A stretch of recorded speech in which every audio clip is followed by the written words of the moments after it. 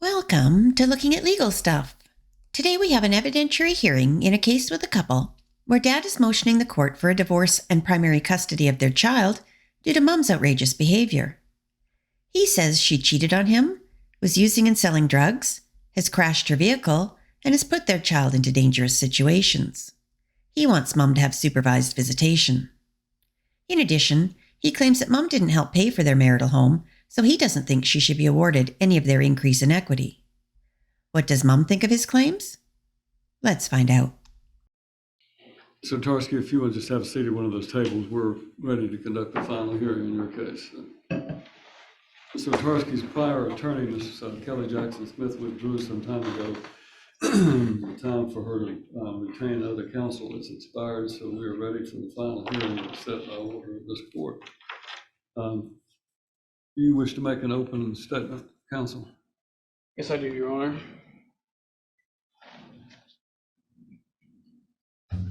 Good morning. This case can be viewed. What is your name? I'm Zach Jernigan, excuse me, sorry. Zach Jernigan, I'm in for Attorney Burdine. This case can be viewed in two different ways. It can be viewed as a sad, tragic case with Ms. Otarski's the mother of the minor child. Consistent drug use, that is illegal drug use, habitual drunkenness, selling of those illegal drugs, car wrecks, and extramarital affairs that have destroyed a family. Or it can be viewed as a story of resilience, where despite what has happened, this illegal drug use, this habitual drunkenness, and on, despite what the minor child has been through, she and the father have created and established an extremely tight bond that through this last year and a half and beyond, where they've had to deal with Ms. Otarski's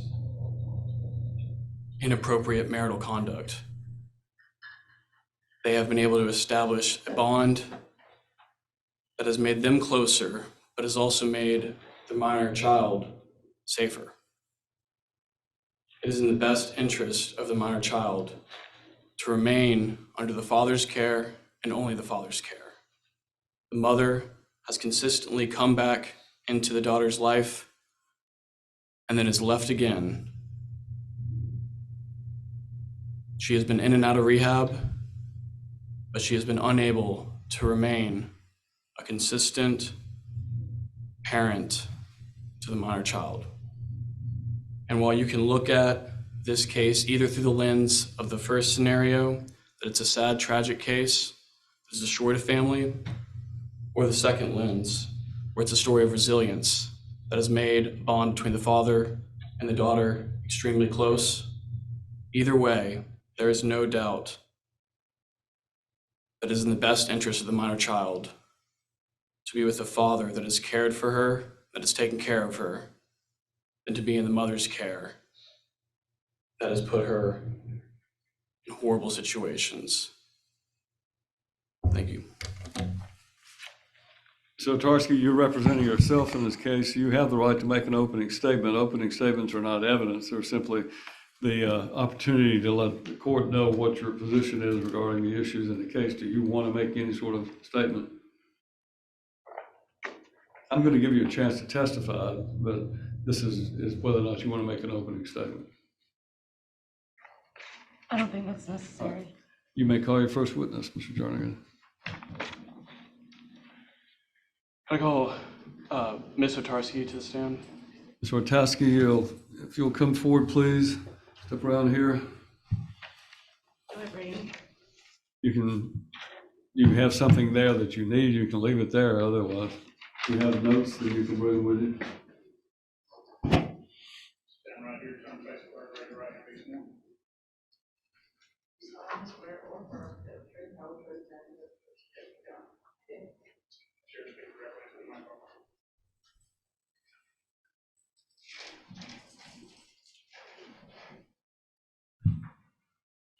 Good morning, Ms. Otarski. Morning. Would you admit that you have put your minor child in bad situations, whether it be because of your drug use, drunkenness, car wrecks, or any and all of the above? I do admit that, yes. Pull that microphone to the base towards you. Pull the base of that microphone towards you so that it'll make sure it picks up. All right. I do.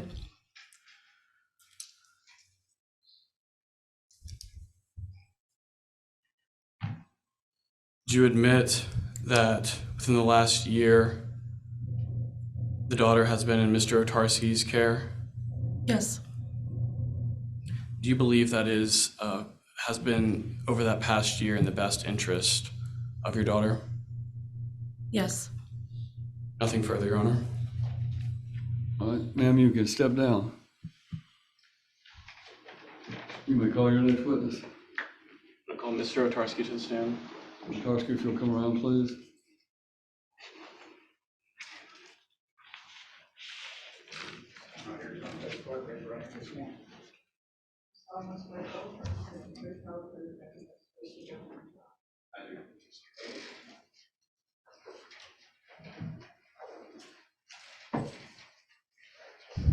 Mr. Otarski, you heard me in my opening statement discuss the various inappropriate marital conduct that Ms. Otarski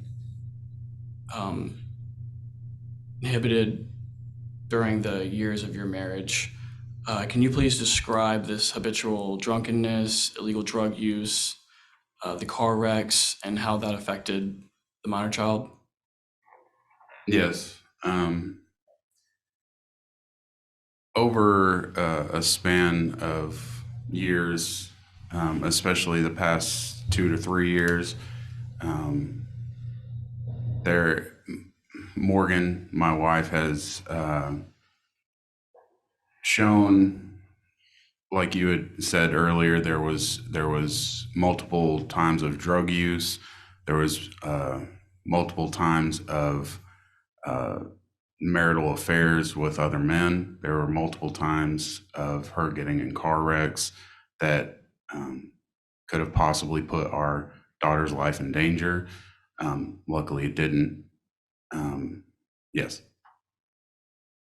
And then how can you describe how things have changed and how things have been better, I guess, over the past year when Ms. Otarski has not been around? During the last little bit when Morgan was around before her first stint to rehab, and after that, when she was gone for about 3 months, our daughter was very quiet and very timid and wasn't really talking to anybody. And over the past year or so, a little over a year, our daughter has opened up. She has been very happy, very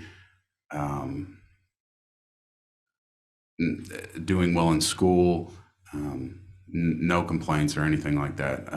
I have recently got her an intake into a therapist, just to if there was anything that she needed to talk about, but beyond that, she's been doing good. And then lastly, you said first stint in rehab. How many times has Ms. Otarski been to rehab? When you say first stint in rehab, does that mean that she went back? Was it unsuccessful the first time? In the past 2 years, a year and a half, has been twice. Okay. Thank you. You have any questions? Don't leave it. You have any questions you want to ask him? I'm going to give you a chance to testify, but this is an opportunity, acting as your own lawyer, for you to question him about things. Do you have any questions? Okay, I do. You have a house, is that correct? Yes, sir. Part of what I have to do is to make an equitable or fair division of the property that you and she have acquired. According to the file, you acquired that house before your marriage? It was it was before we got married, while we were still together. You were together, but you were not married when you acquired the house? Yes, sir. Did you have to pay money down on that house? No, sir, not that I can You didn't remember. make a down payment on it? No, sir. What about during the course of the marriage, how were the payments made? I made the payments. All right. But that was out of funds that you and she acquired during your marriage from your employment? From my employment. Yes. Okay. And your filings with the court have indicated that oh,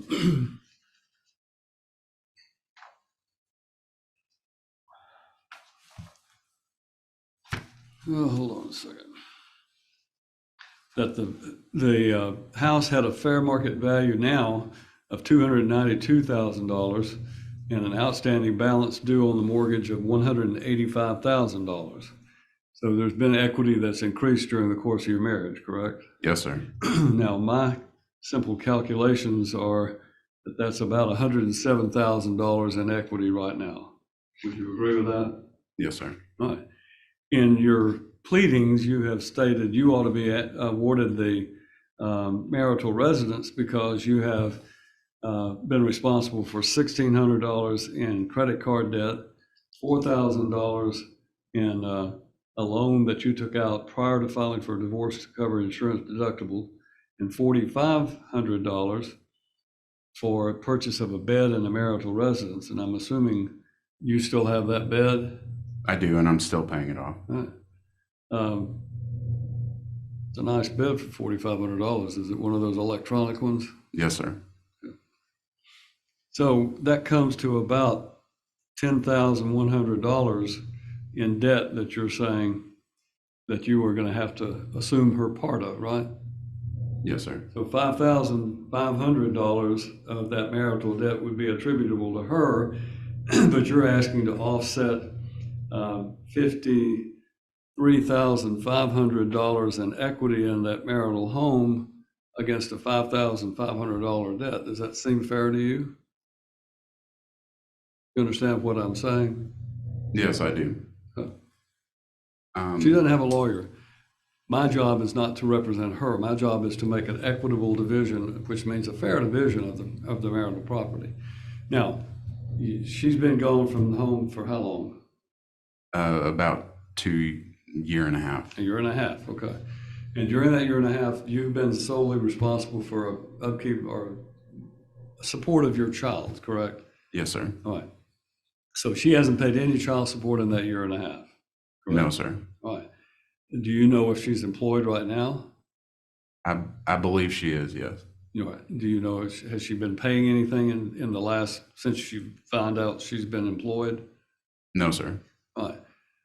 Secondly, how were these rehabs that she went into, how were they paid for?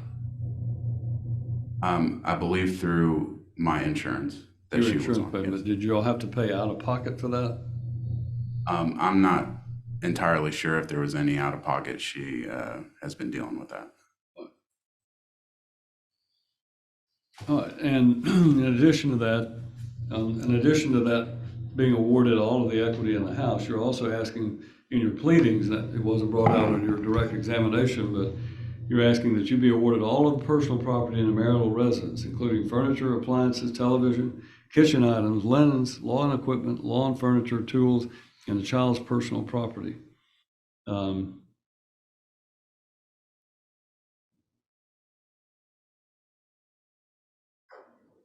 basically, she would get her personal effects, and that's it, according to what you were saying. Yes, sir. And there's a couple items that belong to her family, but beyond that, yes. All right. Thank you. You can step down. Sure. Jernigan, you have any other witnesses? I do not, Your Honor. So Tarsky, this is your chance to testify. You want to come up and have an opportunity to be heard about what you want to do about the parenting plan and the property division. Yeah. Come around and we're going to ask you to raise your right hand. I think she was sworn in before that. I would remind you, you remain under oath.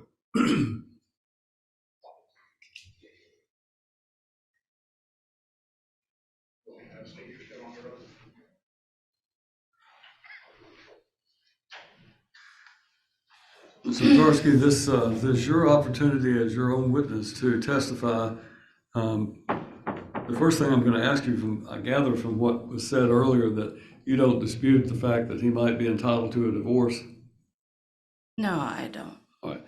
The second thing is The parenting plan that they have proposed is providing that he be the primary residential parent and that you have supervised visitation with the child, but that you have to undergo drug testing to be able to see your child. You understand that to be the case? I do understand that. And do you have any opposition to that parenting plan? I do. Tell me what you're asking. All I'm asking is weekends, unsupervised, with provided drug screens.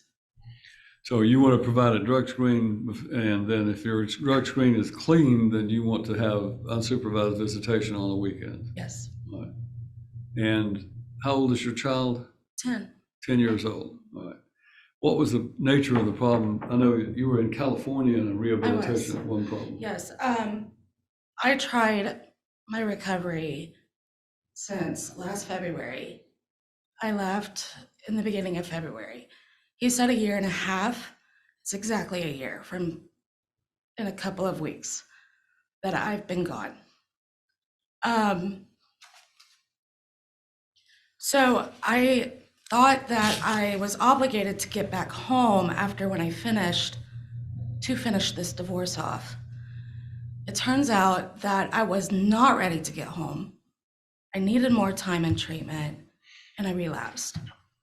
I relapsed the week of my first daughter's death anniversary. Your first daughter's death? Anniversary, yes, Okay. sir. Tell me about that. My first daughter, Lily, died of cancer in 2019. Was that your daughter with Mr. Otarski? No. This is a child you had before? Yes, sir. And she died of cancer? Yes, sir. Sorry to have to discuss those situations, but when did that occur? 2019. And how old was your daughter? She was 11. Okay. My addiction spiraled down from there. And ultimately, it ruined my marriage. It ruined my life, the way I parented. I know the consequences that I face. But I needed more treatment, more than just 45 days. And I realized that when I woke up in the hospital in September of last year. So I went back to treatment. That's my second What was the drug time. of choice that you were using at that point? At that time, it was Adderall and Ativan, which was given to me by a therapist because of my grief. And I knew that there was a script waiting for me when I got home that's been dangling above my head for months, but I didn't succumb to it until my daughter's death anniversary, and I relapsed. I went back to treatment, and I stayed for 45 plus 90 days. 45 in treatment, 90 days outpatient. Are you in any sort of outpatient treatment right now? I am not. I completed everything. I'm doing 90 and 90 by my own will, 90 meetings in 90 days at this moment. I've gone to sponsor. I've gotten a job. Are you going to NA or AA or what? Both. Okay. Yeah. And I was hired since, I believe, 2 weeks ago. So I've been employed for 2 weeks. Where are you working? At Massa Staffing, which is, they provide factory work in Monogram Foods. Where are you living? With my grandmother, and on Newsom Drive in Dixon. All right, so you're living with your grandmother and you're now gainfully employed and you're attending regular meetings? I am. All right. And anything else? Tell me about this house. When it was bought prior to the marriage, tends to make it, if it's only in his name, his separate property, but the increase in value that occurs can be considered to be marital property. During the marriage, were you working? I was working. However, I was only providing income for myself and for my car note. He was right when he said that all mortgage was paid on his note. But it was paid out of his wages during the marriage. Yes, And you and he were married in 2019, and then you separated in 2022. that's right. So that would be a 3-year marriage, essentially, correct? I do know one thing is that he kept our taxes to himself the year that I left to treatment. And also he kept my insurance money that I was going to use for a car to pay for a lawyer. Do you have items of property, furniture, furnishings, and things that you're asking to be awarded out of the house? I got everything that I wanted. Or you don't want any of the rest of the property? All right. Anything else that you want to tell me about this? I believe I covered everything. All right, Mr. Jernigan, you have any questions based on what she's testified? Yes, I do, Your Honor.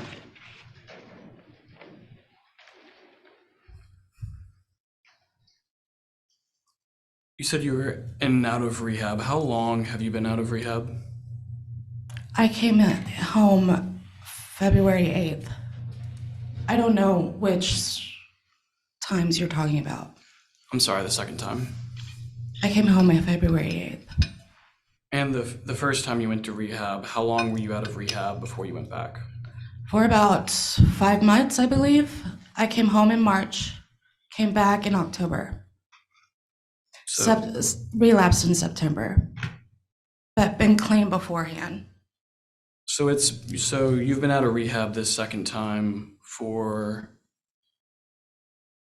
less than 3 weeks? That's right.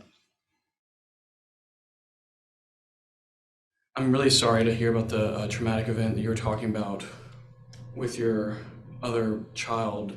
Are you concerned that if you had another traumatic event that you could fall back into that same cycle? I'm not. I have a sponsor. We utilize sponsors for that. Did you have a sponsor the first time when you came out of I rehab? did not. Would you say that if you did fall into that same cycle like you did after the first stint in rehab, would that endanger the minor child? I know that if I relapsed again, it wouldn't help her at all. No. And you discussed bills during the marriage. You said you paid just the car note, is that correct? That's correct. You brought up taxes.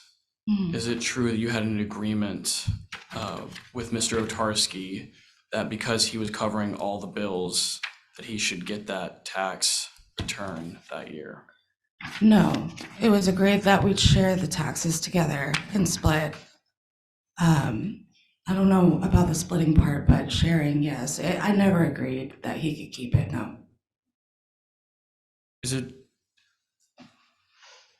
Did you state that Mr. Otarski paid the mortgage every time and you have not contributed to any utilities or any other bills besides the car note? That's right. Nothing further, thank you, Your Honor. What are you making currently in your income? 17 an hour. 17 an hour? Yes, sir. You work 40 hours a week? Yes, sir. You have insurance available through your work? I will have insurance after 90 days. Okay. Will your daughter be able to be covered under that? I believe so, yeah. All right. Thank you. You may step down. One more thing, can I ask? Can I be provided like some kind of file that we had court today so I can show it my boss? They can give you a note that Thank you. clerk can give you a note that shows that you were here in court. So, all right, thank you.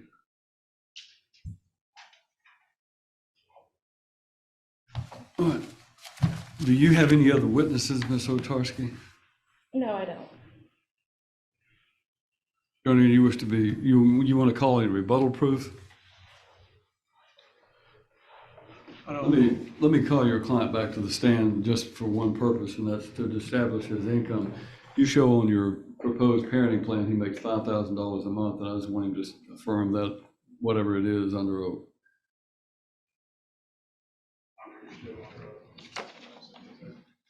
Mr. Otarski, I'm calling you just because my obligation is to determine your income for purposes of calculating child support. Where are you working? I work at Jim and Nick's Barbecue in Nashville. Okay, and what do you make as far as your income there? I make $60,000 a year So annually. that equates to $5,000 a month. And do you have your daughter covered under insurance? I do. All right. Okay, thank you. That's all I needed. You step down.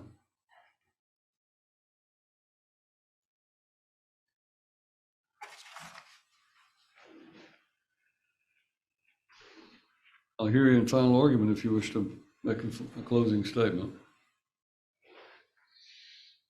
I do, Your Honor.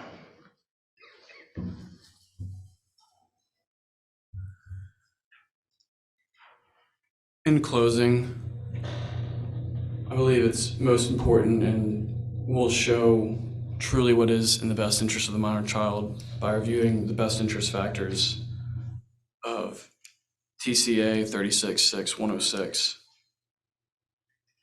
First, strength, nature, and stability of the child's relationship with each parent, including whether one parent has performed the majority of the parenting responsibilities relating to the daily needs of the child. This factor clearly weighs in Mr. Tarski's favor, as he's performed nearly all of the daily responsibilities and care for the child over the past year. Number two, each parent's or caregiver's past and potential for future performance of parenting responsibilities. This factor again weighs clearly in Mr. Otarski's favor, as he, over the past year, has been the primary caretaker of the minor child. Number three, refusal to attend a court-ordered parent education seminar. This again weighs in Mr. Otarski's favor, as he is the only one who has attended the parent education seminar, showing his willingness and readiness to be the primary parent and caregiver of the minor child. Number four, the disposition of each parent to provide the child with food, clothing, medical care, education, and other necessary care. Again, Mr. Otarski has been the only parent providing all of these items, food, clothing, etc., for the minor child. Number five, the degree to which a parent has been the primary caregiver. Again, Mr. Otarski has been the primary caregiver while Ms. Otarski has been in rehab. Number six, the love, affection, and emotional ties existing between each parent and the child. While I have no doubt that Ms. Otarski loves her child, Mr. Otarski has been the one that has been showing that love over the last year, caring for her, taking her through her daily needs, whether it's school, medical care, any and all of the above. Number seven, the emotional needs and development level of the child. I believe this factor is extremely important. Mr. Otarski has not been taking any drugs. He has been primarily caring for the child. And with a child that is born in 2013, and this is an extremely important area of a child's life, where they're going into their teenage years, and being around even the possibility of drugs or anything of that nature could be detrimental to the child and could change the child's entire course of their life. Number eight, the moral, physical, mental, and emotional fitness of each parent as it relates to their ability to parent the child. Here, Mr. Otarski has shown over the last year that he is more physically, mentally, and emotionally fit to care for the child. While I do not doubt that it can be extremely hard to lose a child, Mr. Otarski has battled through that loss, continuing to care for the child without resorting to drugs, alcohol, extramarital affairs, or any of the above. Number nine, child's interactions and interrelationships with siblings, other relatives, step relatives. Mr. Otarski has shown through his parenting plan that he is willing to allow the minor child, he knows it's in the minor child's best interests to have a relationship with the maternal parents of Ms. Otarski through his parenting plan that has shown in the supervised visitation section that he encourages the minor child to be a part of the maternal parents' lives. Number 10, the importance of continuity in the child's life and the length of time the child has lived in a stable, satisfactory environment. There can be no doubt that over the last year, the child has been in a better environment without having to be around drugs, being car wrecks, and any of the like. Number 11, evidence of physical or emotional abuse to the child. There has not been any statements to either side about physical abuse, but there can be no doubt that emotional abuse can happen while watching a parent take drugs and be in car wrecks because of those drugs or alcohol. Number 12, the character and behavior of any other person who resides in or frequents the home of a parent and such person's interactions with the child. This factor really does not weigh in either party's favor, but again, Mr. Otarski is willing and ready to have Ms. Otarski's family be involved as he is shown through the parenting plan in the supervised visitation section. Number 13, the preference of the child. If they're 12 or older, this factor does not weigh to either side as the child is not yet at that age. Number 14, each parent's employment schedule. Mr. Otarski has shown that through his employment at Jim and Next, where he's been for a while, he has been given the opportunity to schedule around his daughter in whatever way he can to make sure that he can care for her as much as possible. Overall, there can be no doubt that the majority, if not almost all of the factors, weigh in favor of Mr. Otarski. He has been the one to care for the child, and he will continue to be the one to care for the child. While Ms. Otarski is present today, and she says that she is there for the child today, I have no doubt of that. What I am concerned about is whether she'll be there for the child tomorrow, next week, next month, and the next year, especially with her only being out of rehab for less than 3 weeks. Thank you, Your Honor. All right. This court finds that the plaintiff in the case, Mr. Otarski, has proven grounds for divorce, and he'll be awarded a divorce on the grounds of inappropriate marital conduct. The court is required to make an equitable or fair division of the personal property and real property that's acquired during the marriage. And by statute, the increase in value of separately owned property would be considered to be marital property so long as both parties contributed to it by prevailing or by showing that they had participated in the marriage as a husband and wife and fulfilled their duties. Up until Ms. Otarski became emotionally devastated by the loss of her daughter, this court finds that she fulfilled her duties and obligations as a wife.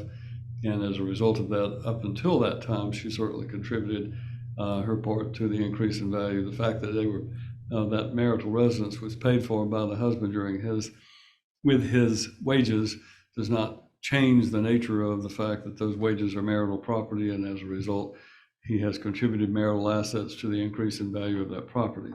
And I'll address that in a minute. The court finds that the value of the property has increased $107,000. That is the equity in the property that exists right now, and there's no other proof to combat that.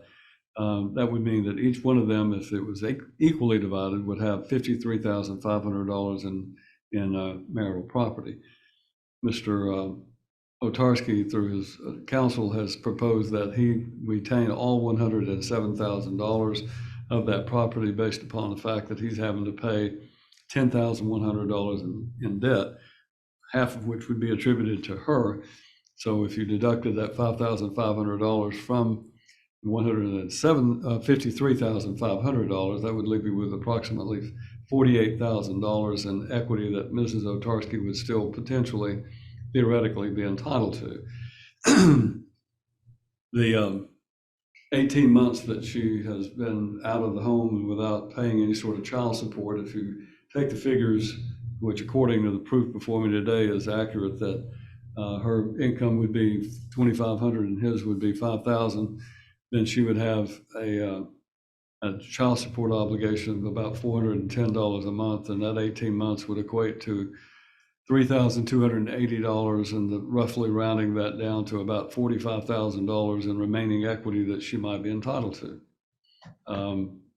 At this point, the court is of the opinion that perhaps the simplest way to allow Mrs. Otarski to try to get back on her feet would be to offset any claims that she has for equity in the marital residence against a child support obligation, which would be about $410 a month, for approximately $4,000. And if you did $410 a month for a 12-month period, it would come to about $4,820 per year, which would equate to approximately 10 years as an offset of $45,000. However, the division of marital property is not required to be completely equal. So it's this court's opinion that her child support obligation should be suspended and offset against her interest in the marital real property for a period of 5 years. That means for 5 years, she will not pay child support based upon the fact that she is offsetting that against her equity in the marital residence. She says she has all of the items that she wants out of the house, so he'll be awarded all remaining personal property, household goods, furniture, and furnishing. As I've offset those claims that he might have for reimbursement of debt against her equity in the house, the court is of the opinion that he would be responsible for the payment of those debts. Moving then to the parenting plan, the court is of the opinion that I can tell you, I can't imagine what it would be like to lose a child under those circumstances, to have an 11-year-old child die of cancer. I've had friends die of cancer, and it's a terrible situation, a terrible disease. So I can only imagine how traumatic it must have been. That doesn't excuse the behavior that resulted, but it certainly seems to understand. I can understand how it happened. Mrs. Otarski, by the proof before me, has taken steps to right the problems in her life, and she is currently in remission, or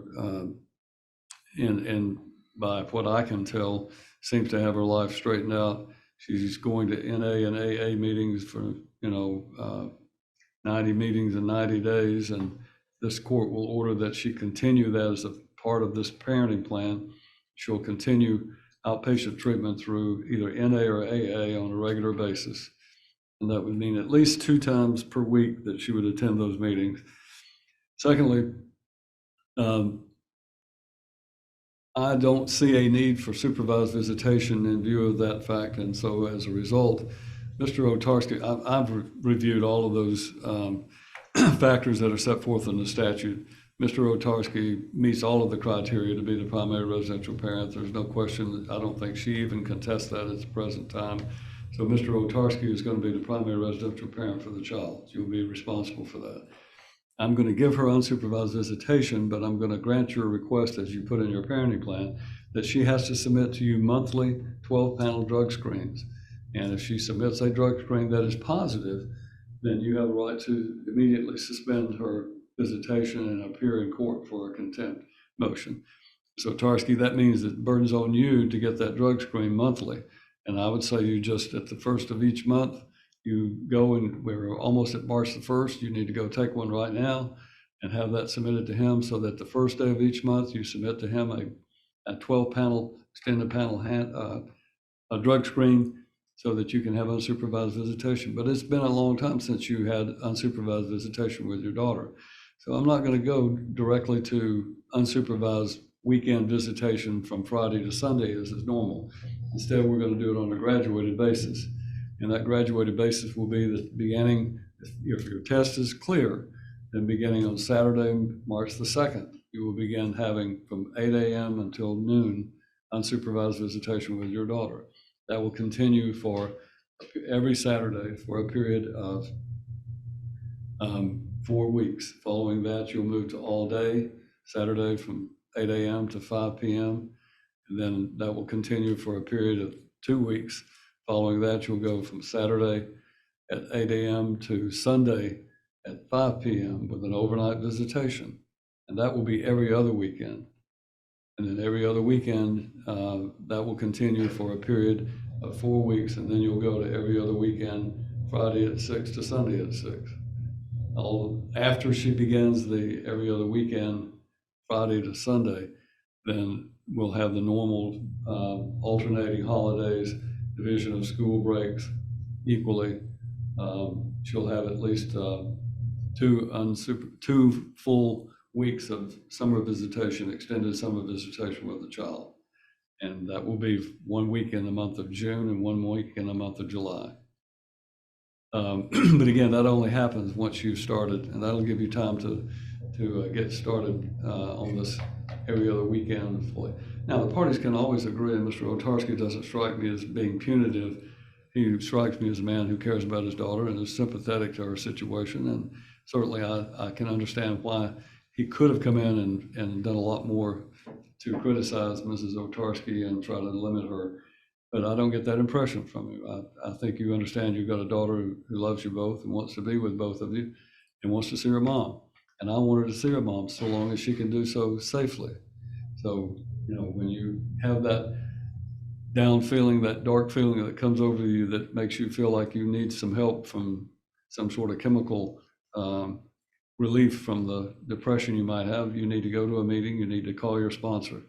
Because the first thing you need to think about is that while you lost that one child, and as horrible as that was, you have another daughter who needs you. She lost a sister. Keep in mind that. She lost a sister, you lost a daughter, but your daughter is risking losing her mother in addition to losing her sister if you don't straighten out your life and stay sober and do what you're supposed to do. Do you understand that? Yes, sir. All right. As I said, I've offset her a child support obligation for a period of 5 years. That would be 60 months. That will, at that point in time, it will need to be calculated again, what her income is and what her child support obligation would be at that point. Things change, and I'm not going to predict what that income will be at that point in time. Is there anything else that you know of, Mr. Jernigan? No, sir, Your Honor. All right. Then only other thing I'm going to say is this. No matter what's happened between you two in the past, you have a child together, and the fact of the matter is that you might, after a while, become a little bit resentful towards Mr. Otarski if he's trying to protect your daughter and you don't think there's a need to. Main thing you need to understand is that, as a famous Roman one said, the evil that men do lives after them, but the good is often interred with their bones. That is a situation you need to remember, that the good you may be doing doesn't count as much as the bad things that happen. That may be the way you feel.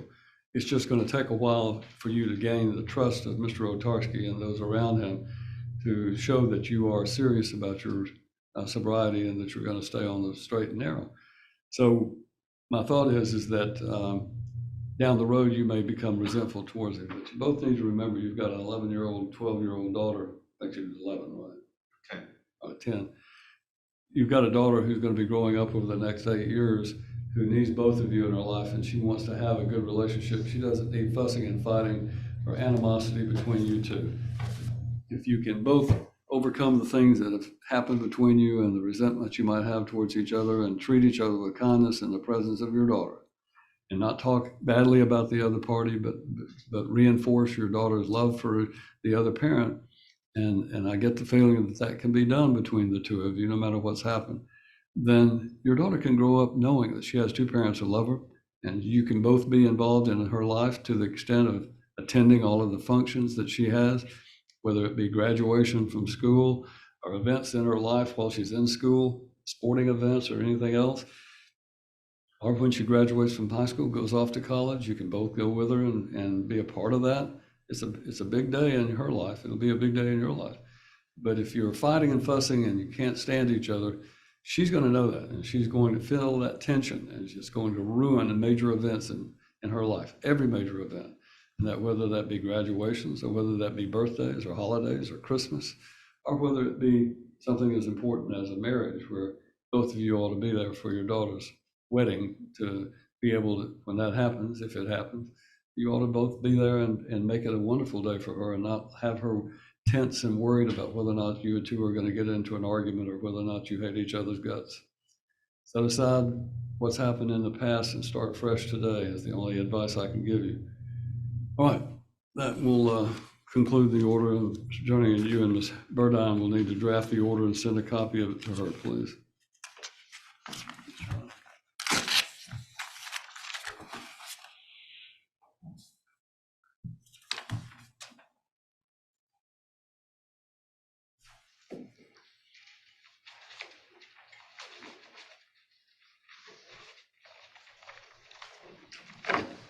I would suggest you talk to Mr. Jernigan and Mr. Tarsky about setting up this visitation, how you're going to pick your daughter up this morning, how you're going to deliver those test results. They'll have to necessarily go to Mr. Tarsky, so you need to make sure he gets those before Saturday morning rolls around, so that you can pick up your daughter and begin this rehabilitation of your relationship with her, okay?